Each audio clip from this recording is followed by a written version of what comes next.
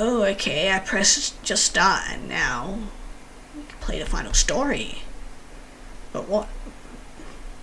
I don't know what else of the story they can tell, but okay, let's get into it. Many centuries ago, two celestial beings wandered the cosmos. Eislyns and Mortimer were quite content with another's company as they flew across galaxies. There were endless things to see after all, and endless time to be filled. But one day everything changed. That was the day they found the Earth. Both thought it was an absolutely beautiful world, so they had both been considering settling down somewhere. Mortimer decided that they should claim it for themselves, but Eislyns was hesitant. Part of the reason Eislyns had thought that the Earth was beautiful was because of the creatures that lived upon it. Those that lived on land, swam through the sea, flew through the air. And humans were capable of turning their dreams and nightmares into something tangible. Art. Eislyns and Mortimer were two sides of a coin. One was a dream, the other was a nightmare. One was creation, the other was destruction. Together they were capable of anything. They never argued, never disagreed on anything. However, Eislyns knew that to claim the Earth would be to first destroy it. Anything that gleamed, anything that lived, in order for them to raise their children, they would need a blank slate. And that tore at her heart. Mortimer grew more and more determined, however, stating they would never find a planet more suited to them. One day her words could not hold her back. She took action. She decided upon the Earth and put up a barrier, one that no celestial being could cross. Alone for the first time, she channeled everything she had to protect the people of the world. Mortimer, furious at the betrayal and the loss of this world, swore he would not leave until he had destroyed Eislyns and the Earth with her. Eislyns, missing her mate and determined to protect the people on this precious planet, descended into a seemingly endless dream.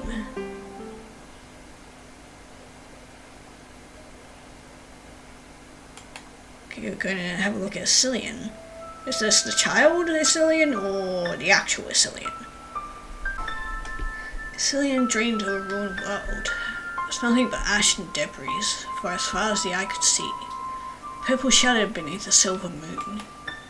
As Eislyns' spirit wandered in the dream, she happened upon something that broke the monotony of the endless landscape. Wait, we saw this. Yeah, because I was literally thinking this looks like from the endings that we got when we were avoided the police. And here we are with the bush and the child there. There was a child laying among decayed brittle flowers. He looked sad, Eislyns thought. He reached out to her and the flowers slowly started to gain colour. Eislyns realised she knew this girl.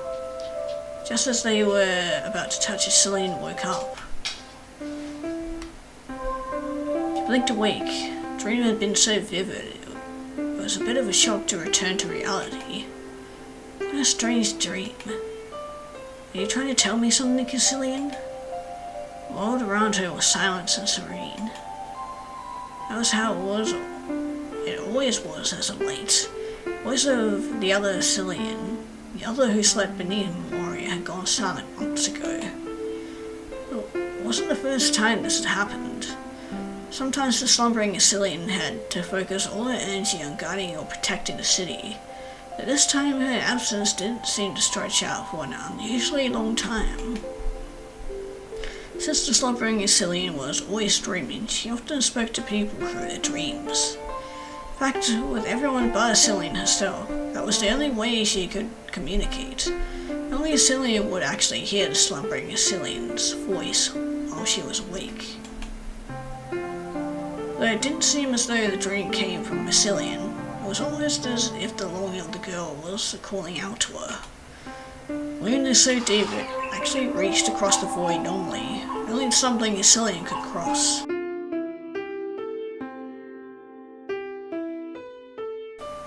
Selena snapped back to herself as the golden sunlight flooded the kitchen.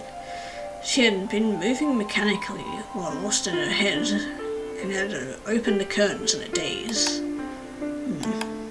She blinked and turned away from the glare. Pouring herself a bowl of cereal, she addressed her mother. "I think I'm going to go out today after all. It's a beautiful day." "Alright, just be back before dark." Mother was sat on the opposite side of the table from Eislyns. She gave a sigh as she read the newspaper, and Eislyns knew it was because she was worried about Eislyns' father. He had gone for several weeks already, looking at case so intently he couldn't come home. Mother said he hadn't done that since they had moved to Memoria, and certainly not since Eislyns had been born. Eislyns wasn't sure how to feel about it. Mother was certainly worried about him. Wasn't that either of them believed him to be in any physical danger. Well, you're soon about to be. Mother was worried he would take the case too personally, or the late nights might make him ill. As for Eislyns, she had a lot of faith in her father, and was sure that he would be able to get down to the bottom of whatever case he was working on. She often imagined him returning home, smiling and triumphant. After all, the more difficult the case, the more satisfaction he'd get from solving it. Yeah, and then he'd never be able to catch that same high again, and then it's a deep, dark downward spiral, and yeah, it's not good. But she was also starting to miss him. "See you later, Mum. Have a good day at work." "You too, sweetie." Mother waved goodbye in an absent sort of way. Still focused on the newspaper, Eislyns smiled. The beautiful streets of Memoria were filled with people enjoying the summer air. Eislyns had heard her father say before that the city was like a giant garden. Most cities did not have plants growing wild across every street and building like Memoria did. Eislyns herself had never been to another city, but she couldn't imagine one being more lovely than this. And of course, as far as she was aware, the city was the only one that had a soul of its own. A soul that silently guided her wherever she needed it. Eislyns knew that if the slumbering Eislyns wasn't speaking to her, then at least nothing was wrong. But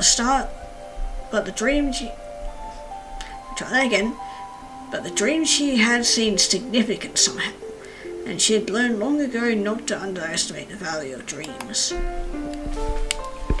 She knew who the girl in her dream was, sort of. Met her in an orphanage last year. Her name was Adrian. She felt a connection to her when they met, like they were a kindred spirit. Yeah, like opposites of the same coin.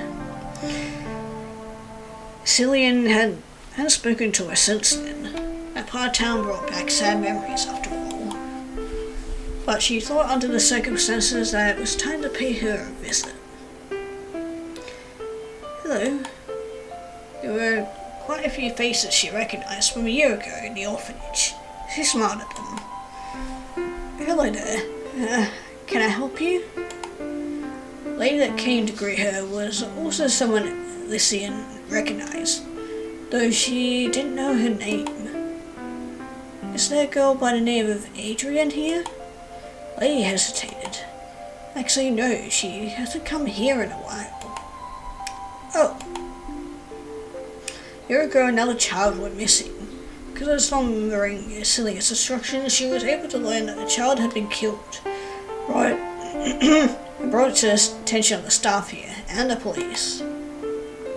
That was the reason Eislyns came to this orphanage a year ago. Eislyns was worried that Adrian had suffered the same fate, but there was no indication of such from the slumbering Eislyns. She ran away. They looked uncomfortable. Well, we believe she ran away, not actually under our care, but rather her aunt, who brings her here with her often. We tried to get Mrs. Nightingale to file a missing person report, but she insists that Adriana is okay. I'm sure she knows her niece better than we do." "I see. Well, thank you." They nodded and returned to the children who had been watching their conversation. Lucien left and stood in the street for a moment. Well, I don't suppose I could get a hint, could I? There was a silence in her mind. Cillian laughed. This is a challenge for me alone, huh? Well, I'm up for it. Let's see. If I were to run away, where would I go? Cillian began to stroll down the street, glancing about and taking in the view. Actually, when she checked out possible hiding holes, he had found the little kittens with their mama at one point, cuddled up on a blanket inside a basket. Hi there, darlings. Someone taking care of you? She petted the mewing kittens, and the mother purred softly.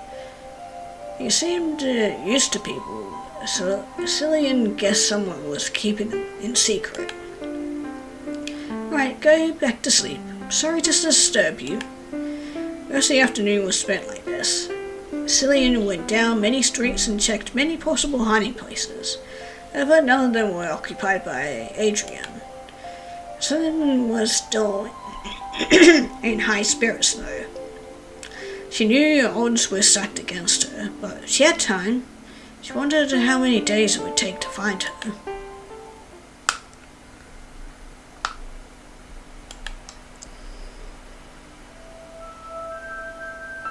Adrian could dimly hear the muffled sounds of families playing and laughing together outside. She was getting used to being in the stranger's attic. She had learned how to stay out of sight and wasn't quite so scared to touch anything anymore. In fact, she managed to find a few things to make her stay a bit more comfortable. A sleeping bag and a space heater among them. She pretended sometimes that she was camping.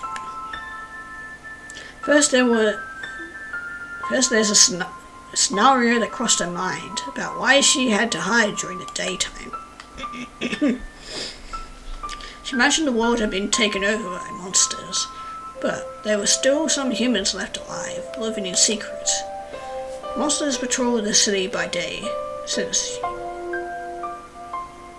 humans were known to favor it. But they rested at night. Only then was it safe for humans to emerge from their hiding places. Gave up on that make-believe world quickly. Brought to mind too many other horrible things. Real things. But she didn't have anything to make believe, then she had to focus on the newfound knowledge in her head. The thoughts that were getting louder and sharper with each passing hour. She hugged her knees, the little stuffed dog she had brought with her resting against her leg. Suddenly something outside the window caught her eye. Turned to face the window, careful to move slowly so she wouldn't draw attention. There in the street was a familiar girl with long white hair. Adrian hadn't seen her in a year, but she had made a big impact on Adrian. She'd always wanted to talk to her again. Adrian bit her lip. What should she do? Didn't want anyone to know she was here, yet she desperately wanted to talk to her. Then the girl raised her eyes. Not as their eyes locked. Adrian gave a small wave and the girl below started heading towards the house. Adrian nervously waited for her to realize how to get inside. When they appeared through the hole in the wall, they both smiled. Hi. Hello, Adrian. I've been looking for you. Adrian was so shocked she was speechless for a moment. The girl settled down and sat near her. I know this is kind of sudden. I hope you don't mind the intrusion. So, why did you run away? Want to tell me? Adrian didn't know what to say. It's fine if you don't. As for why I'm looking for you, I had a dream.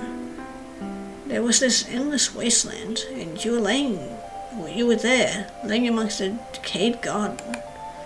Really? You had that dream too? Adrian often had nightmares. Not that they scared her. In fact, she loved them. She was used to broken, bizarre landscapes, disturbing creatures, and fantastical situations. This dream really stuck in her mind. It wasn't so much a scary place as a lonely one. It was a world with only her in it, an empty, forgotten world. Thought it must have come into being to mirror how she felt these days, and it also felt very real. The fact this girl had the same dream made Adrian feel relieved. She felt less alone. She had a dream, see, so we do share a connection after all. Can I tell you a secret? Sure. Mora is a very special place. You could say that it runs on dreams. Every night a voice whispers into the slumbering hearts of the people who live here, a voice that tells us not to fear, to be kind to others. Most cannot hear it, but some can feel it. The voice of Eislyns, the protector of Mora. From the fairy tale? It's right. Eislyns happens to be my name as well. Mother has always loved the story. Eislyns sleeps far below us, keeps the city going. I believe it is her influence that causes Mora to be one of the most peaceful cities on earth. She and I have a special connection. I communicate with her often in my dreams, as well as when I'm awake. It's a rare thing to be able to do. I think a few nights ago you and I met in a dream as well, perhaps with the help of the slumbering Eislyns. Really? I think you were meant to know one another, but since I met you I felt like we had a connection, honestly. Me too. You're the one of the few people who have understood me. Well then, it's nice to officially meet you, Adrian. Nice to meet you too, Eislyns. Shook hands and then laughed. Honestly, I wish I'd come to see you before. I just didn't want to go back to the orphanage. Not that there's anything wrong with the place, of course. Eislyns laughed with a hint of nervousness, and suddenly clicked in Adrian's brain.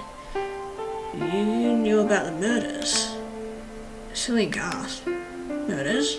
There's been more than one? Tears started to flood to Adrian's eyes. It startled her a bit.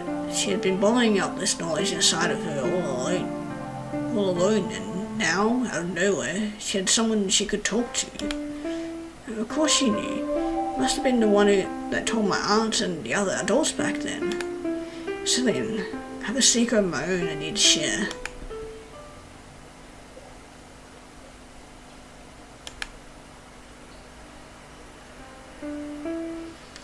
After Adrian explained what happened to Eislyns was shocked for a couple of reasons.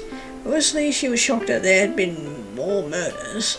She had thought it was a single instance, but she hadn't managed to hear the slumbering Eislyns' warning in time to save them. She remembered the day well. She had to lie and pretend that her child was a new friend of hers. She had been planning to meet, so she had a reason to know him. Remember seeing his body and feeling deep sorrow in her heart, the echo of the slumbering Eislyns' sorrow as well. But the other reason was she was shocked that over the course of last year, the slumbering Eislyns hadn't given her any more alerts, despite more children being killed. Surely she could feel the fear of that one child, could have felt the others. Surely she would have let her know, since Eislyns was the one who could alert the Guardians. Nothing. Over the last few months, the slumbering Eislyns had been distant. Something was wrong with the slumbering Eislyns. Something was wrong in Memoria. Eislyns knew she needed help. Eislyns? Does your dad doesn't know about the slumbering Eislyns and Nordsmite, does he? How can he help us? Father is a private investigator. He also likes to keep tabs on what's happening in the city. I want to ask the information he might have on the children that have died before I talk to the Guardians. He approached the office and she was once again thankful her father was someone she could depend on. Eislyns, what are you doing here? Hey Dad, sorry to bother you when you're at work. No, it's fine. How are you doing? Haven't seen you in a while. Doing well. We were hoping we could ask you some questions. Cillian squeezed Adrian's hand. He's a little wary of Jared. Hi, nice to meet you. I'm Adrian. Nice to meet you. I'm Jared Varden. So, what's going on? Cillian explained to her dad about how other kids from the orphanage were going missing and asked if he knew anything about it. Jared paused and stared at the two girls for a couple of moments. He seemed surprised. Tell you the truth, Cillian, that's what I've been investigating. Really? I don't want to tell you because I remember how much it hurt you to see, well, yes, I've been investigating it alongside a small group of other concerned people. Dubbed them the silent killings.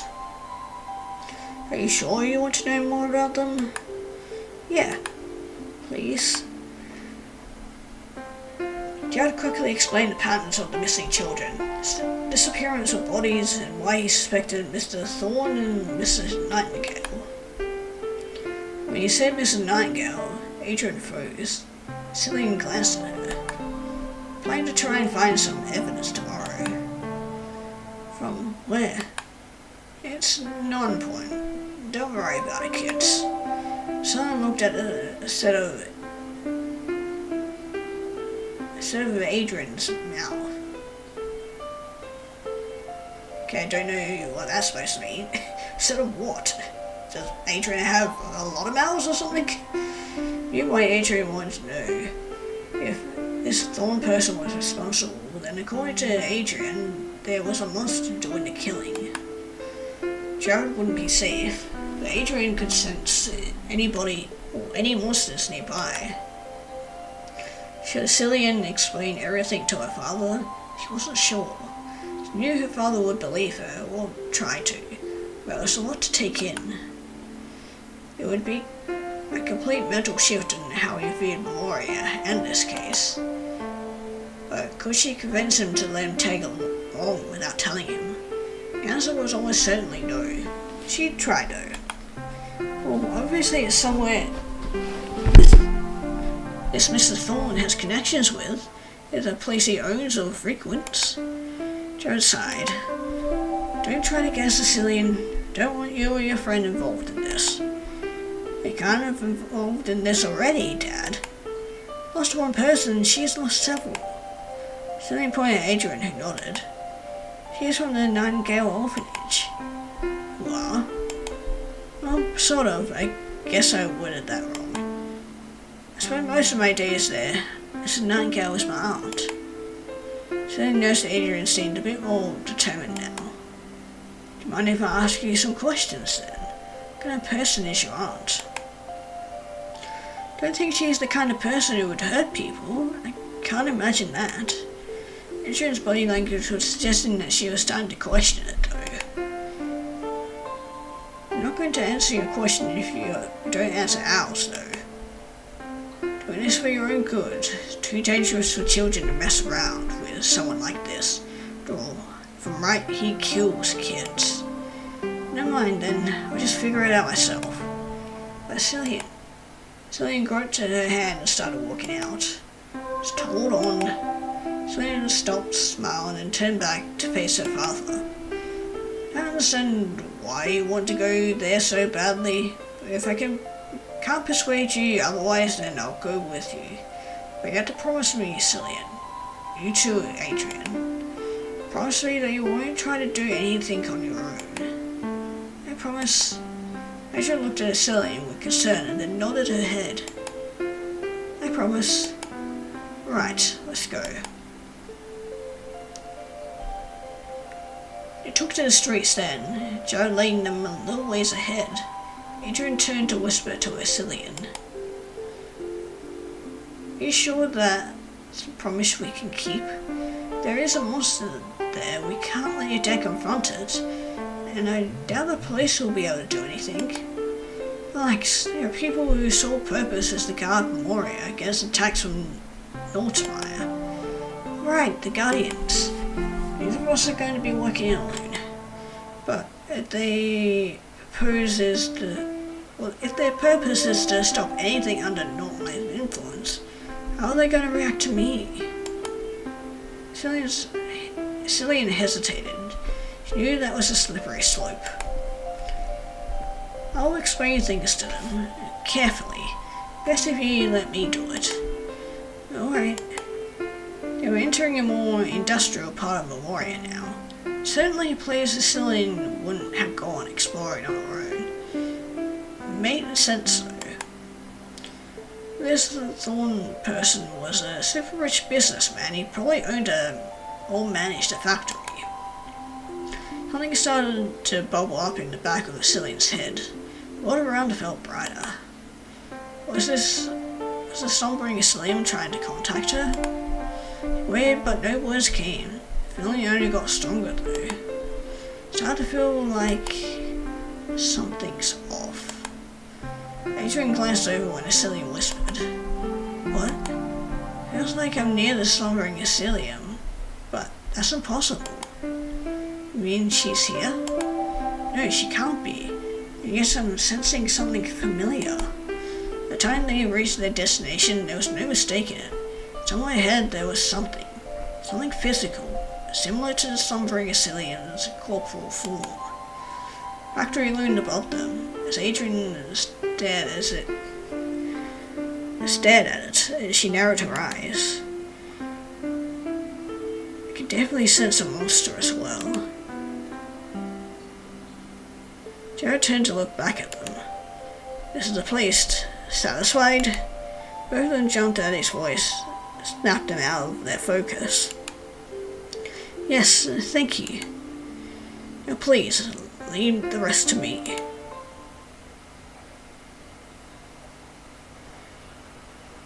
Okay, I guess that's how the whole investigation started. Okay, but we're off to Samara, and she's actually wearing normal clothes. Yay. Kinda like the outfit, it's kinda cute. Being at the park enjoying the peaceful atmosphere. What better way to spend an afternoon? Samara was enjoying her day off from work and thinking about how she could help out with volunteer work tomorrow. Thought she had everything planned out until a familiar face came into view. Hello, Eislyns. Enjoying the weather? I've actually been looking for you, Samara. Need the help of the Guardians, or I may be in danger. Samara stared at Eislyns. She was, with the Guardians, the voice of Maurice Eislyns. She was an oddity, someone who was closely connected to Eislyns, even more than any Guardian. So closely she could actually hear her even when she was awake. Guardians actually referred to Maurice Eislyns and this girl interchangeably. After all, they couldn't understand the one without the other. So she said something was wrong. She was to be taken seriously. What's happened? Eislyns told her about the silent killings and how she had asked her father to take her to Thorn's factory. When I approached, I could see Eislyns there, as if a part of her body resided there. It's also been silent for the last few months. I assumed she was just busy and had nothing important to say, but now I'm wondering she was unable to converse with me. I'm not sure though, but there are other reasons. I suspect something is wrong with the factory. I'd like to have some Guardians accompany me there to check it out as soon as possible. I understand, I'll call everyone. Samara quickly activated her communicator. Her book forgotten.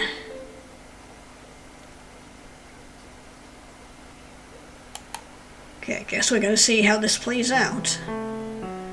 Thankfully, the Guardians had a system in place so that they could respond to a situation at any time. But also, always at least a few people free to deal with stuff like this. Eislyns silently walked alongside a group of Guardians towards the steelwork factory. When they got close, Adrian moved closer towards her and whispered to her. Eislyns, the monster, is leaving the factory. Oh dear. Eislyns stopped and called the Guardians to attention. Called out a few of their names, including Samara's. The group went into the alley to talk.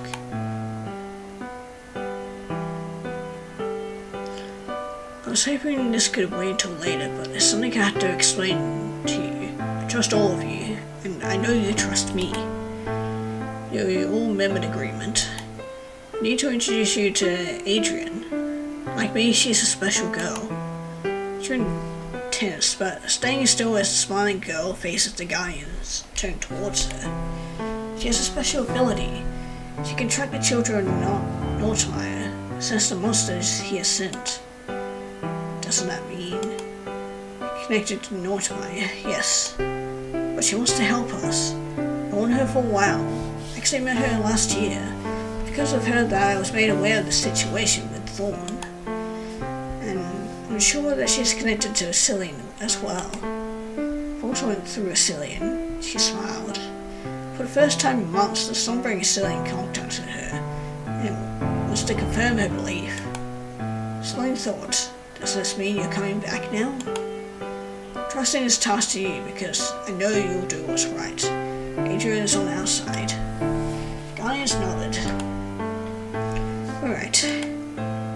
Don't tell any of the other Guardians about Adrian. You understand? What is this task anyway?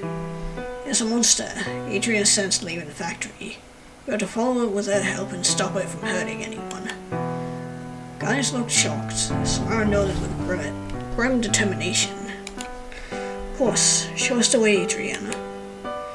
Okay. Adrian nodded and led the way down the alley. Eislyns went back to the main group of Guardians and they continued their march. They arrived at the factory. They spread out and surrounded it. Eislyns, Warren, and a couple of the other Guardians entered. A couple of workers spotted them and came over. Who are you guys? What are you doing here? You need to investigate the premises. Who is in charge here? Hold up. Are you guys cops? Because you sure don't look like it. Gives you the right to come in here. We're the Guardians of Memora. We're above the police. If you want, we can call the chief of police and he can confirm it. What the? You bet we're going to the police on the phone? Or you bet we're getting the police on the phone. Go ahead, clear this up and catch up with the guys. No, you can't just walk right in. When the Guardians activated their light bearer, workers shrunk back, shocked at the sudden burst of light. Don't have time for this. You're the ones under suspicion right now. You're surrounded the factory, and if you give us any trouble, we have no qualms entering them by force. While that is true, you could have put that a bit more delicately. Warren seemed to be holding back laughter at the workers, as the workers let the Guardians go in, being with angry stares following them the whole way. Do you feel anything? Yes, whatever it is, it's in the basement. Let's go. Made their way to the back and down a flight of stairs. The bottom was a heavy steel door that could be shut remotely. We need to be careful. The others moved in agreement. Carefully made their way down the hallway, Eislyns guiding their way. They soon came up to a locked room. One of the Guardians broke their door down. Inside there were bright, shiny orbs stacked up all the way to the ceiling on metal shelves. Eislyns slowly walked up to them. She touched one. Stealing her power. This is Eislyns light in a concentrated form. One of the Guardians cursed in anger. This is unforgivable. How much has he taken? Eislyns and the Guardians searched several other locked rooms, all filled to the brim. How long has he been doing this? Long enough to weaken Eislyns. What is he even doing this for? I know, but we need to get this underground and return them to Eislyns. Suddenly someone appeared in a dark hallway. Of course it's you. You're always never far away, are you? Who are you people? Who are you? That... Warren said as he approached the group. Is Thorn. Yeah, he's been a thorn in everybody's side lately. I see. May I please speak with you, Mr. Thorne? You think I'm going to entertain trespassers? Get off my property, brat. You shall not address her like that. We are the guardians of Memoria, and we have this factory surrounded. What? You're under arrest, Thorne.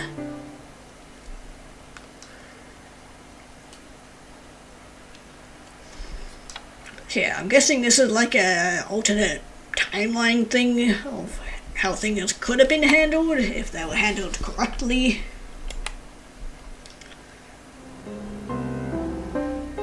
Guardians chased after Adrian as she ran desperately down the streets. No. What's wrong? She's headed for the orphanage. Samara gritted her teeth. The thing must have been responsible for the silent killings. Well, it wasn't going to take any more lives. Not on Samara's watch. Gonna run ahead. If we change direction, sound an alert. Right.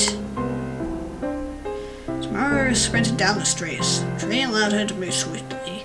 Activated a light bearer as the orphanage came into view. All looked so disconcertingly normal. But like any other day, Samara wondered how many other normal days this monster had feasted. Where was it? How was it going to take a child? Suddenly Samara heard a shout from the garden, quickly muffled. Leaped over the wall and saw a tall man wearing a cloak. His arms was what appeared to be the gardener. Who are you supposed to be? Man's eyes were pure white, monster in disguise, snarl ready to self. Drop him. Monster cackled, dropped the gardener and crawled across the grass in a shocked panic. Well, I guess I have no choice but to deal with you first. Monster leaped over the wall and onto the street. Mara followed and saw his flesh start to melt and reform into a huge, hideous monster. Lunged at her and she swung her light bearer, cutting into his flesh. The others had burned, but the cut was quickly recovered by a sentient flesh. He attacked again and Samara dodged. The fight was a bit of a blur. Samara got a lot of hits in, but they weren't doing as much damage as she thought they would. The monster continued its advance towards her. Fought hard until the other guardian showed up. Then she switched out. Adrian ran up to her. You okay? Yeah, just taking a break. We'll stop this thing. Monster looked at Adrian in surprise and she flinched. Quickly turned her gaze back to Samara. Was anyone hurt? Monster went after a guy. I believe he is a gardener. He's alright, I think. Yeah, the gardener actually lives this time. A gardener? Her eyes went wide and she ran towards the orphanage. Samara figured she must have known him. A crowd of children was forming in the orphanage garden. Samara shouted at them to go back inside.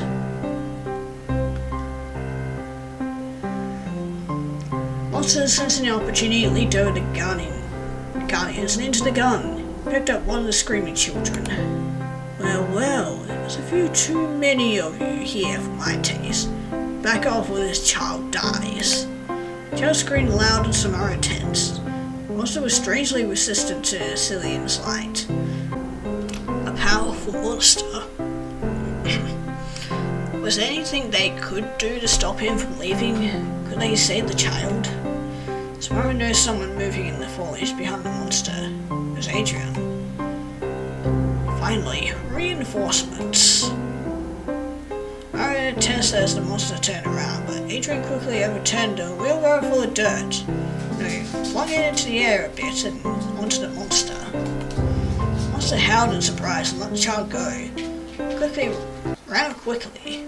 Adrian followed him to the wall of the garden. Samara quickly caught up to her, but she had stopped moving. Moving so fast, I can't track him. I'm sorry. It's alright. Pretty strong. Yeah. Ryan smiled at her quickly. Thank you for all your help. You saved a man and that child's life. Adrian smiled shyly. Well, Adrian, you helped beat that monster. That was amazing. She's finally gonna get friends. Aw, yay. Thank you. Children from the orphanage swarmed around Adrian then. asking a question and talking about the fight they just witnessed. Aw, that's nice. I like that. Alright, you. I'd almost forgotten about you. You're still living down below, aren't you?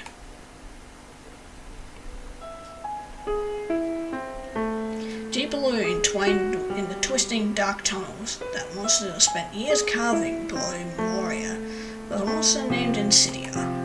Carefully watched and waited and planned for her base down below. She had eyes on the city. She knew, even before Gal arrived, that he bore bad news. Insidia was attacked by Guardians just now. Yes, it does seem the Guardians have found us out early. This is troublesome, but we can still... It was Adrian leading them. Really? How peculiar. Peculiar? Peculiar. She turned against us. Calm down, Gal. Wheels were turning inside of Insidia's head. Something unexpected had happened to change the dynamic underlying Moria. But it wasn't like she hadn't prepared for this possibility. If you're hurt, please take some time to recover. But what are we going to do about Adrian? Well, if you say it's true, and she's working with the Guardians at the moment, burning the census means we've lost the element of surprise. It is true. Yes, of course. But the fact that the Guardians know of your existence also means we've been discovered. It's fine though. Honestly, all it means is the battle for Moria is starting a day or two early. The biggest worry is the Guardian uncovering Thorn. Thorn's little experiment. Return that stuff to Eislyns, she will gain the power she lost. They what? Yes, I think the best option is to quickly release the corruption that will allow the factory workers to mutate. This should prevent the Guardians from taking too much of Eislyns' power back. Good thing this happened now rather than a week or so earlier. All I have to do is see it concentrate and send a signal on your head metal cables. Race down through the tunnels and towards the factory. All done. That should give the Guardians something to play with for a little while. Gal seemed to be stewing. As for Adrian, I'd like to take her somewhere where he can't interfere. Even still, though, I doubt her actions will turn the tides in favour of the Guardians. It is a bit of a shame. I hope to take them by surprise and overwhelm them with our superior strength all at once. But worry not, Gal. We still have an advantage. Let us prepare for war.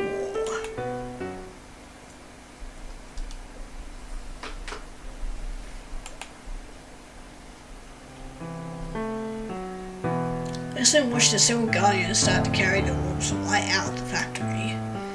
Samara had sent an alert. Apparently she found a monster. The rest of the Guardians in Moria are going to investigate if there are any more hidden within the barrier. Mortimer, I can't believe he managed to get this far without us even noticing. Making it so slumbering Eislyns couldn't keep as keen an eye on Moria was a crafted plan, alright. Basically took our eyes out. Makes me wonder if we rely on it a bit too much. What do you mean? You know, my dad used to work in a city beyond Memora. One of the best private investigators in the city because he used to work much harder cases. It's like my dad says sometimes. Peace is something to be celebrated, but it doesn't prepare you for war. You get too comfortable, you start to forget how to fight at all. We've gotten comfortable by relying on Eislyns to tell us when something is wrong. You may have a point there. So, what are you going to do with Thorn? We've spoken to the chief of police. Going to hold him at a police station for now. See just how deep he is or he's in with Mortimer. Many of the Guardians had gone upstairs. All of a sudden they started shouting. Ron immediately snapped into action. ran up the stairs, Cillian trailing behind him a bit more slowly.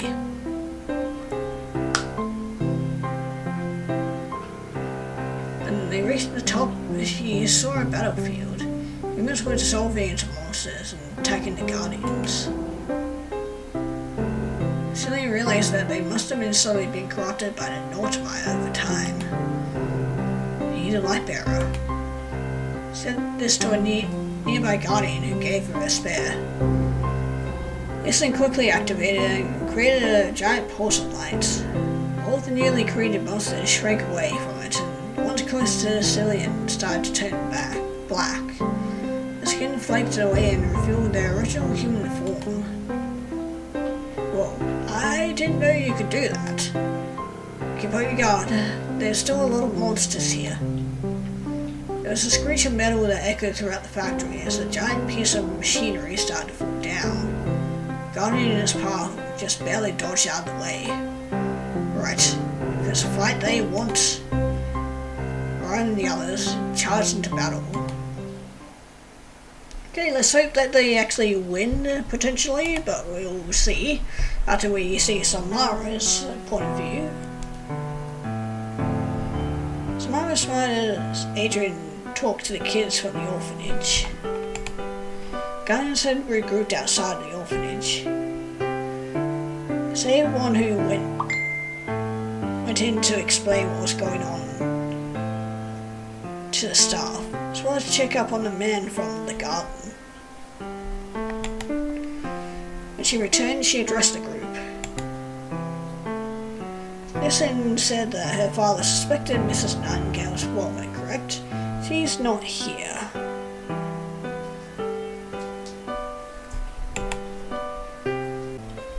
I asked for one of the staff members, and she said she had been planning to go on a trip for a while and left early. Just a little while ago, in fact. I see. We should send an alert for the guys to keep an eye out for her. I like to question them. Yeah. A lot of us have got a lot of questions for certain people, but most of the time they've either disappeared or died. Man and the monster attack seemed to be fine. Apparently he noticed a couple of kids leaving their houses before they went missing. Perhaps the monster went after him to keep him silent. Must be quite intelligent in order to hide so well for so long. Not to mention that they are most likely working with humans. Guardians were grimly silent for a moment. No one liked that idea. Samara heard an alert come in, looked down at her device and gasped. Another signal coming from the factory. Monsters swarmed the outside of the building as well. They're surrounded. Another Guardian checked a new alert. Old Guardian who is in charge of the healing guns has also given a word that some sick people from the healing guns have turned into monsters, and they're affecting others. Okay, so yeah, they're attacking two places at once. Yeah, we're definitely going to be busy, aren't we? That could be where the monsters are coming from. This isn't good. Cillian might be in trouble. Oh, we're going all the way back to Jared, man. It's been a while since we've been with Jared. As evening came, Jared figured he'd better call home before nightfall to talk to Cillian. Then his wife answered, though Jared learned she had never... When his wife answered, though, Jared learned she had never even gone home yet. Started to get a bad feeling about it. Decided to go check at the factory again, just in case. Well, rip Jared, he's about to be caught in the crossfire. Wasn't even able to get close. Police had blocked the streets that led to it. Jared looked around the whole perimeter, but there was no way inside. Wondered what was happening in there. More importantly, was Cillian there? Well, first question, you don't really want to know. Second of all, she's fine, I think. Cillian wasn't one to break promises, but something in Jared's gut told him that she was nearby. Assuming that was true, how was he supposed to get to her? Jared turned around. There stood Cillian's friend, Adrian. For some reason, now that she saw her standing there without Cillian, Felt as though he knew her from somewhere. It also paused a moment, looked like she was about to do the same thing. Now we're going to Eislyns. Okay, good, we get to find out if she's okay or not. The day gave way to night. It seemed like the Guardians were going to be stuck inside of the steelworks factory forever. They had managed to defeat the monsters that had created from the factory workers themselves, freeing them and turning them human again. It also had the unfortunate side effect of generating more civilians that needed protection. And the more monsters with human origin that came to fight the Guardians, which were seemingly endless at this point, just exacerbated the problem. At this point, the Guardians were locked in place near the places that monsters could enter from. The civilians were herded towards the back of the factory. We aren't going to be able to fight this many off on our own. Yeah, on our own. Eislyns, take as many orbs as you can. Clear a path for you, and then you need to get out of here. Alright. If she left, then no one could turn the monsters human anymore. A lot of people had died already, but it was true that our own Eislyns had no way of defeating all the monsters. Perhaps the best course of action was to reunite with the slumbering Eislyns and return some of her power. She slowly backed away from the battle and ran to the basement alongside some Guardians. Guardians filled up a bag with orbs and escorted her to a nearby exit. Creating a wall light around Eislyns using their light bearers, they tunneled through the horde of monsters. Eislyns also created her own blast of light, giving her further protection. As soon as they broke through, Eislyns took off running, made her way to their streets and past the line of police had made. Started to move towards the nearest entrance to the Guardian space when she saw two familiar faces, Jared and Adrian. Okay, and back to the other point of view.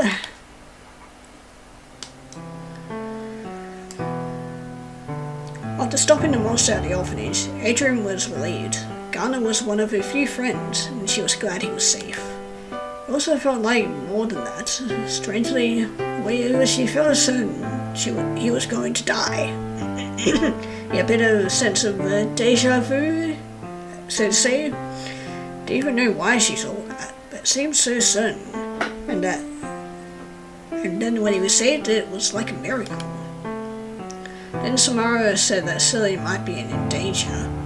She stood back in and she ran with the Guardians all the way back to the factory. But once they reached the police barrier, she had been told to stay behind. It was too dangerous for her, Samara had said.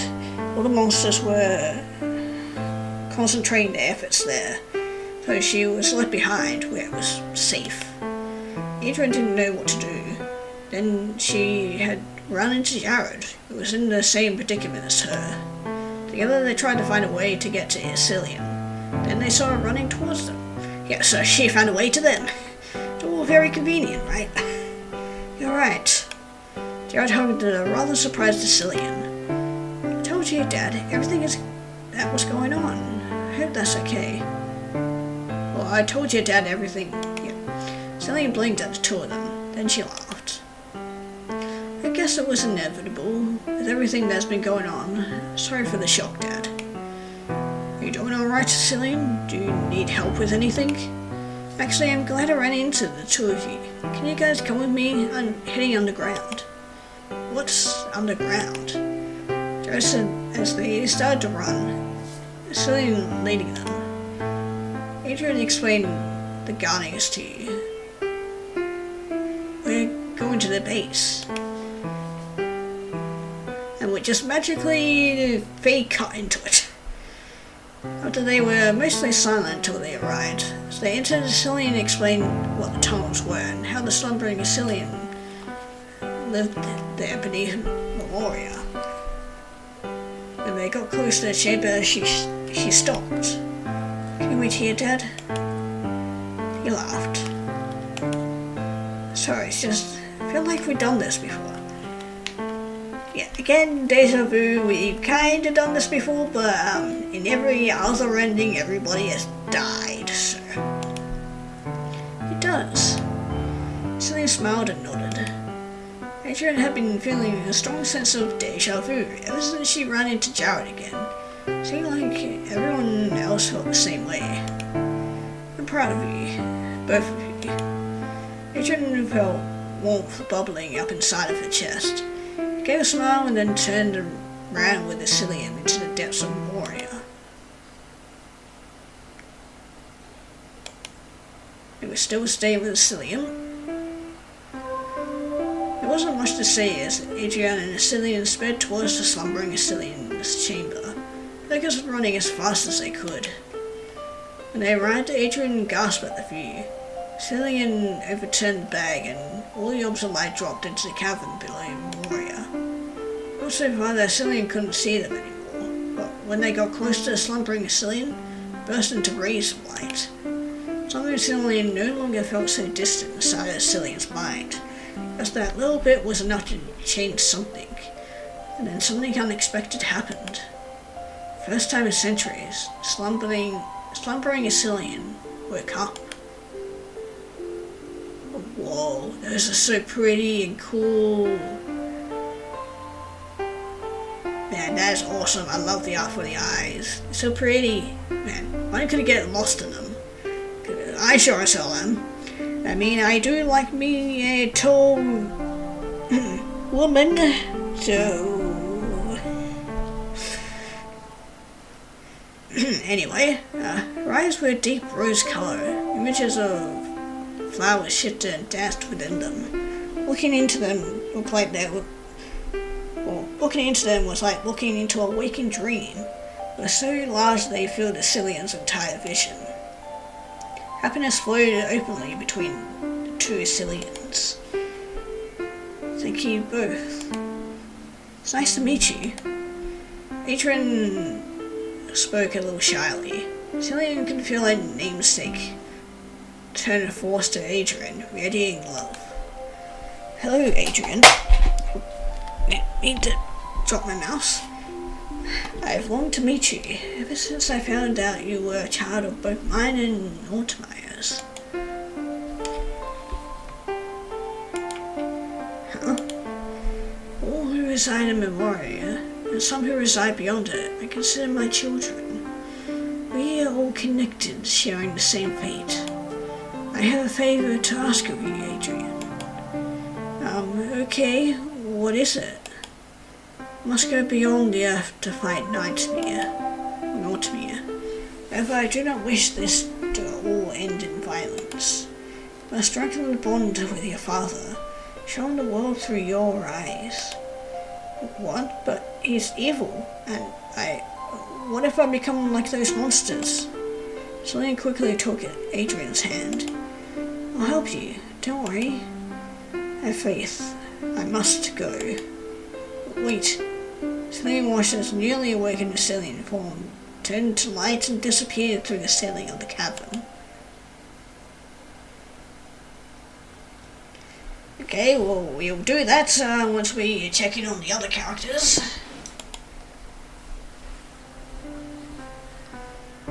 As Samara arrived at the factory perimeter, it was chaos. There were guardians fighting within the circle of monsters. There were other guardians circling the monsters. Yet the monsters still seemed to keep coming. On the ground, from the rooftops, somewhere inside were Cillian and Lauren. She set to work, hacking away at the monsters, trying to clear a section of them, trying to gain some ground, but they never stopped coming. Any ground gained was lost in an instant. After a while of fighting like that, the monsters started to scream. I wasn't sure why at first, but then her light bearer started to blaze up, brighter than normal. Then a sudden sheet of light, like full but glowing, enveloped everything. Monsters burned, all turning back to humans at once.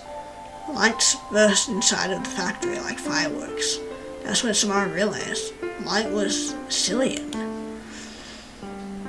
Eislyns, rising from a slumber, rising up into the sky. Looked up. Eislyns was expanding in form, growing larger and larger, brighter and brighter as she flew all the way to outer space. Eislyns had taken all her power back, destroyed the army of monsters in an instant. Now she was off to fight Nautimeyer. The rest of the Guardians stood there, looking to the sky in wonder, but their gazes quickly returned to Earth. This also meant that Eislyns was gone. She was no longer protecting Memora. It was up to the Guardians to stop the remaining monsters from wreaking more havoc. First thing on Samara's mind, though, was Eislyns and Warren. She ran inside to look around for them. Well, Eislyns you might not be able to find, but Warren I have no idea. If I had moved to the next scene, I would have found out about Warren. Saw Warren giving orders to the other Guardians. Seeing they were trying to round up all the cleanse the civilians, she ran over to him. Are you alright? Where's Eislyns? I'm fine. Eislyns left a while ago. Oh, well, of course. That's why Eislyns is awake. Thought so. I was Eislyns then. Yes, she is off to fight Nautimeyer. Nautimeyer? For a second, Warren looked distant. Memories tickled Samara's mind. She had a dream a few nights past, one of which Warren grew more and more distant until her voice couldn't reach him anymore. Yeah, and one where he turned into one of the monsters and attacked her. That was kind of scary. Warren laughed, but it was mirthless. Nautimeyer always used to dream about defeating him one day. I hate to admit it, but I was kind of glad when we were called to action. Found out there was an actual invasion in Memora. Thought I could finally had my chance to prove myself. But something inside me told me not to follow that path. Sure enough, I had my hands full with these monsters. There's no way I could have taken on Nautimeyer myself. Yeah, we found out the hard way of what happens when you try to do shit like that by yourself. Did you prove yourself? I started when he saw her. Samara knew the tears were filling her eyes. She was also smiling. She didn't know why she felt so emotional right now, but she wasn't going to fight it. Protected all these people. Protected Eislyns. It couldn't have been easy being stuck inside this factory with no way out. Surely your presence helped to keep everyone calm. I've always been like that. Always helped to lead everyone. You're a dedicated warrior. I always looked up to you, you know, ever since I was a kid. Seeing your passion motivated me. Ron gasped and smiled. I always looked up to you too. You caught up to me so quickly and are always helping people. I've always felt I was a step away from leaving everyone behind sometimes, just so I could take the chance on that dream of mine. Thought if you held me together. Oh, it's kind of sweet moment. Maybe I might like you more in a little bit more. Mainly also see, mostly because might have been Nautimeyer's and the monsters, you know, making him more of a worse person, so... Well then, I guess we just lean on each other, huh? Or give each other a hug, and maybe a smooch under the mistletoe. She had a hug and then did what guys do best. Help people. Yay! And please no murdering small defenseless children. Ooh, see, Bond. Is his name James by any chance? I mean, we do have a guy starting with a name, starting with a letter J, so I guess close enough. Three of them were once again running through the city, high above, beyond the stars. Light and darkness swirled around the earth. This time they were running toward a park. Not just any park, though. Remember how in the story, Eislyns and Nautimeyer? Eislyns had to go atop a mountain to battle Nautimeyer. Well, that wasn't entirely accurate, but it's true that proximity helps strengthen our connection to one another. Sure, it's the same with Adrian. The park has the tallest hill is up ahead. Jared grasped the light bearer he borrowed tightly in his hand. Once again, he felt as though he'd used one of these before. which you kind of had, but you kind of sucked at it. So. Cillian apparently has some way of contacting the Guardians, but when they arrived at the park, they found quite a few of them waiting. Guardians set up a perimeter, and Jared, Cillian, and Adrian climbed to the top of the tallest hill. Yeah, too bad we couldn't use that flying monster friend Adrian once had, because, oh man, we could have used that help to fly up there. But man, this is pretty. Maybe we can come back another day and just enjoy the view, where we're not trying to fight off monsters and gods. Jared waited a little ways away to give them some privacy. A silent, starry night. In the sky above was a sword with colours and shapes. There was a battle raging up there that couldn't even be seen. Such was the scale. Cillian, Thorn, Mortimer, and Memoria. There was so much he hadn't known. It all seemed so much stranger than it did yesterday. There was one thing that would never change. He'd always protect his daughter. He would always try his best to help everyone in a way he could. Or any way he could. Even if that was just some one small speck in a cosmic war. Light flashed at the bottom of the hill. So, monsters had come. By fighting with the Guardians held their ground. A tall monster that looked like a crawling mass of metal cable showed up. Of course you're here. She was able to quickly and effectively break the lines of the Guardians. Form changed to resemble a human more, and she started to climb the hill. Jared readied himself. Wasn't sure if he could defeat a monster, not one that several Guardians had been useless against, but he had to try. What have we here? Some random human on a hill? Can you even use that? Jared created a blast with the light bearer and slashed forward. She dodged it easily. Well, I guess so. But let us face facts.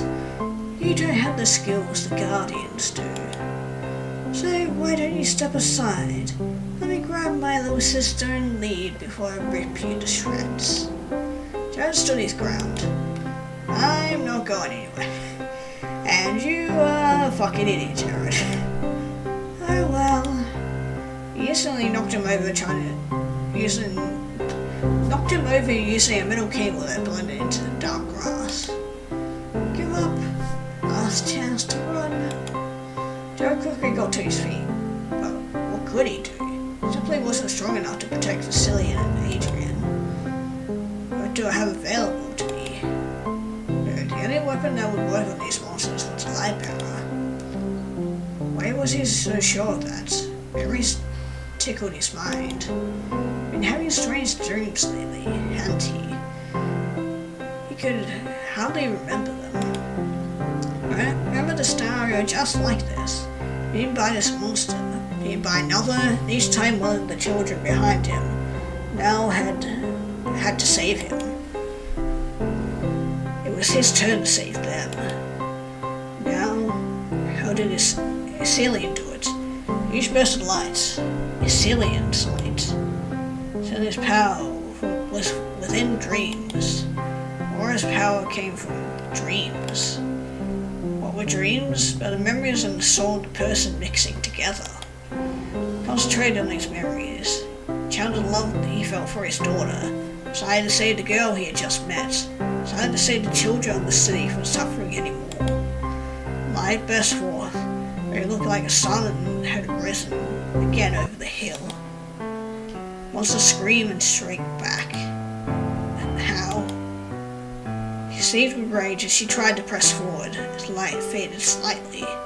Jared simply held his ground, lights pulsed around him. There was no way forward for her. How? This power. Why does it remind me of the bond I have with my father? How could a worthless human, who genuinely lost, create a more powerful bond than the one I have with father? Jared stepped back. bond that has created this life similar, a bond between a father and their child. But this bond is not fueled by mutual hatred, but mutual love. Dad at him incomprehensibly looked like a child to him now.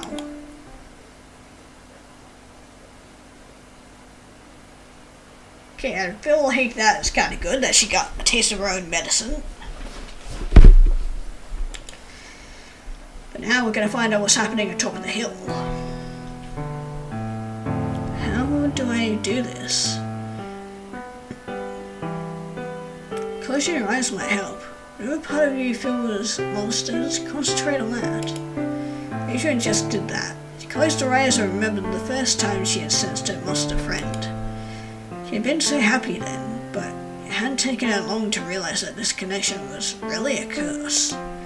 First thing that Adrian realized was she strengthened her connection to Nautmire was her role. Realized why her father brought her to Earth. Destroy Eislyns. Destroy her using one of her own children. Destroy her in the most vicious way possible. I can't do this. Adrian shut her mind down. Hey, it's okay. Eislyns slid next to her and put her arm around her shoulder. Remember, you're in control here. No, I'm not. Has Eislyns ever tried to take your mind? Make you hurt someone? Eislyns hesitated. She didn't think so, Adrian thought. So what happened? Have faith in yourself. You have more power than you think. No, I don't. And then we're going to Eislyns, whose portrait is missing from this kind of eerie, but... Oh no, it's a weakened Eislyns. Okay, that's why the thing is missing. It had been centuries since Eislyns has seen Nautmire face to face. We actually get a better view of Nautmire as well. Kind of menacing looking. Seeing him now filled her heart with sorrow. Body was little more than a shadow, his features hard and twisted. So now you face me, you coward. Screech was metal, vibrating through the universe. We lunged forward, but she floated away nimbly. Your face. You even look like them now. His voice was venomous. Doubted there was any way to change his heart after centuries of this poison. Yet she hoped in Adrian. Have you nothing to say to me? I never wanted to hurt you. You think I accept that apology now? Well, this is an apology, though I do have sympathy for you. There is no universe in which I would have allowed you to bring harm to the people of this planet. I mean, there's currently 4 of them floating about, so potentially more. You care more about them. You care more about them than you ever cared about me. Traitor to your own kind. Rawdon struck at her. Used the powers of light to prevent injury to herself, but he was going berserk. Talking was meaningless now. Yet what are we in, Undertale? She only hoped that she could hold him off long enough. And then back down to Earth. There's nothing I can do. That's not true, Adrian. Hey, can I tell you something? What? That dream we shared. I think it was a memory. Memory? That's where dreams come from, after all. Our imaginations and our memories mix to create a whole new reality. I believe what you did may very well have saved our world. Huh? Think about it. If that was a memory, then the Earth had turned to ash. There was nothing left. Never thought of you as evil, Adrian. But Nightmare saved us. Mortimer, near you are inherently evil. He's hurting, and he wants to hurt others. There's one of him, and the only one who has a chance of showing him that is you. Show him your world. Show him who you see. Show him your fear, pain, and loss. Show him your empathy, your courage. Show him what it means to live. Adrian closed her eyes again. Memory. Adrian did sort of remember. She remembered Nordmeyer, triumphant in his desolate kingdom. Remembered how sad and broken they had both been. Remembered how peaceful she felt when she drifted away, Cillian at her side. She remembered lonely days. She remembered trying again and again anyway. Remembered finding people who understood her. Remembered fighting alongside others. Remembered wanting to save others. Her sorrow and pain when she couldn't. Her joy when she did. Remembered the happiness of feeling connected to her kin, and the despair it gave her. Adrian realized she could feel her whole family, all the monsters left in Memoria. She felt Insidia nearby on the hill. She could feel her start to see a world of light within herself, one she'd never known before. And she had her confusion and fright because she had no idea what it was.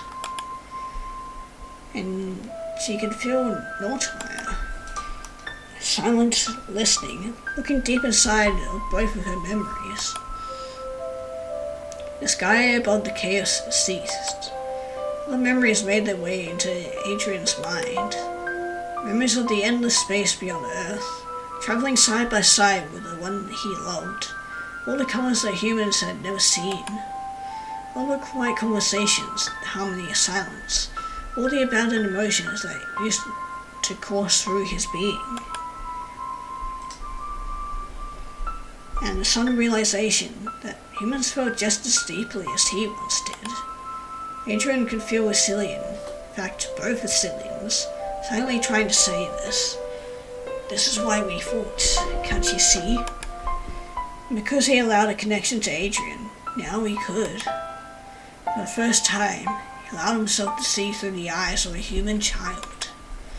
Adrian felt him mourn for the lost years, but this time there was still a glimmer of hope left for a life that could still be lived.